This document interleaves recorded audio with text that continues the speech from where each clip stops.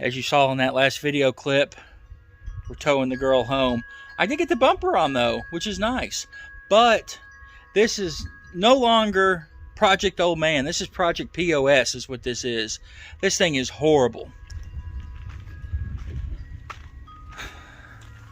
What's missing from the engine there? The fuel bowl. That's right, because it was broken. Because the filter was ridiculously tight and I had to use a cheater pipe to get it off, and it snapped the housing. But crap, I'm starting to find here. Oh.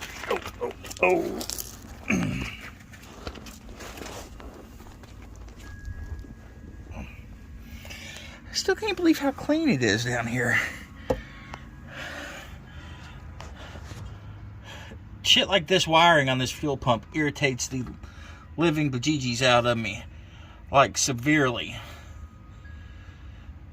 And I worry that more is going to get into that, you know, the further I get into messing with this. I've driven it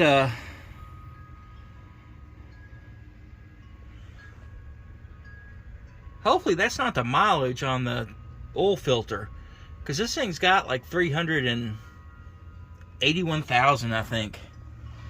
But anyways, crap like this, which you know, I expected some of this. Some of this I expected, because it is an old farm truck.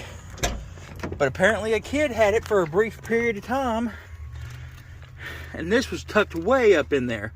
I think this is a braking system or torque converter lock or something. So I got to pull all this dash apart, find out where those wires go, and get them cut off. You know, the 20 miles I drove this thing, the truck runs great. It feels good. Pitman arms wore out. That's okay. But there is also zero blow-by on this motor. And I don't know, it says Allied Signal and Turbo, so I don't know if that's a reman turbo. I know it's had injectors. I know it's had a couple different things put in it. But I'm real pissy about breaking that fuel filter housing. So now I gotta try to find one of them, because they're about $500 from Ford, about half that if you go aftermarket. Batteries are pretty much shot, I've come to the conclusion, which could be causing some of the random electric issues. So I'm gonna get them charged up really good here, let them sit overnight, and then tomorrow I'll come back through and do a load test on them and see. If they need replacing, I'll actually be switching to Group 31 batteries, because I can get them for less than $90 a piece through work. And the battery ends are in rough shape here, so I'll be changing all those to the stud style, assuming these batteries are bad. If they're not, I'm not going to do it quite yet. But I guess it's off for the hunt to find the a new fuel bowl for that. Anyways, just want to do a quick little update. I haven't done anything but dick around with this for the last 2 days, trying to get her up and going and driving and feeling good. Like I say, the potential's here.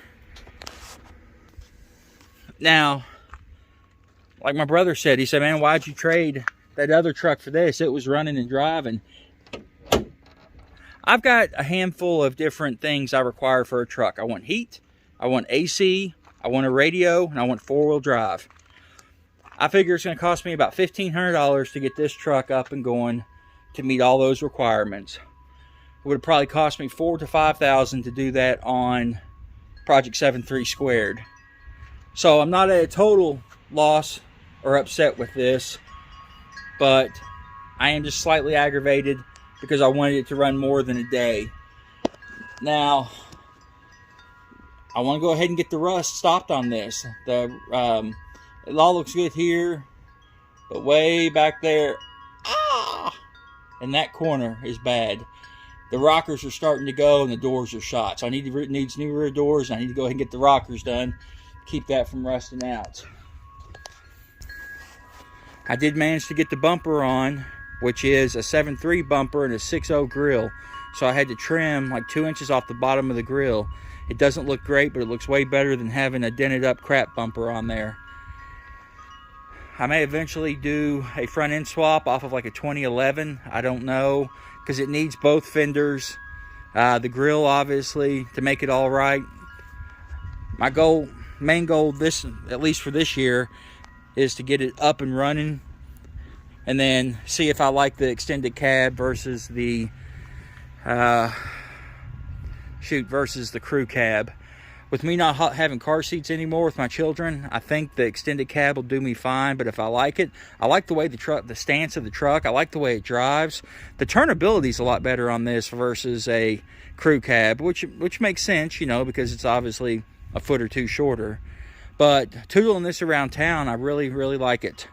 You know, despite having the few dents and dings that it does, the potential's here for this to be a real good truck, even though it's high mileage, especially with the transmission being rebuilt. That's something else. When it goes from like second to third gear, the OD light comes on. Now that could be tied into low voltage. That could be tied into that shift control, whatever I found underneath the dash. Haven't quite gotten that far yet. So first on the list is to get the electrical system, at least from the battery standpoint, up and going. Be sure they're good. If not, replace them. Secondly, find a fuel bowl and get the fuel pump working, because it's currently not working. I can bypass the truck and it works fine, so I got to play around with that and figure out what's up with that. And then after that, I need to replace the pitman arm and figure out the transmission.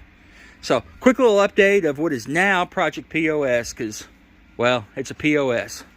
So you guys be good and be safe, and let's see what we can do with this bad boy.